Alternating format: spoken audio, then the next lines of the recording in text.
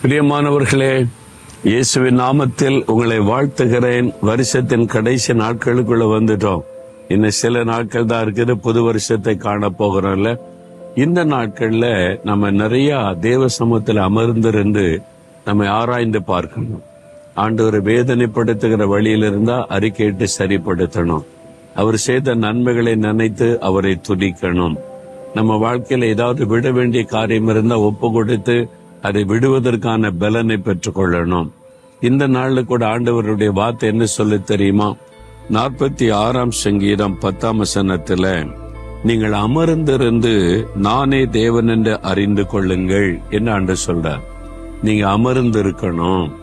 இந்த நாட்கள் தேவ சமூகத்துல அமர்ந்திருக்க வேண்டிய நாட்கள்.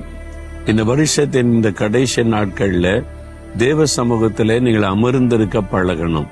கொஞ்சம் டைம் எடுத்து உட்கார்ந்து வேத வசனத்தை தியானித்து, அந்த வசனத்தின்படி நான் வாழ்றேனா, ஏதாவது இந்த வருஷத்துல மிஸ்டேக் பண்ணிருக்கேனா, என் வாழ்க்கையை சரிப்படுத்திக் கொண்டு புதிய வருஷத்துக்குள்ள போறதுக்குள்ள ஒரு புதிய அர்ப்பணிப்போடு நான் போகணும் என்று சொல்லி நம்ம ஆராய்ந்து பார்க்கணும். அதுக்கு தான் அமர்ந்திருப்பது.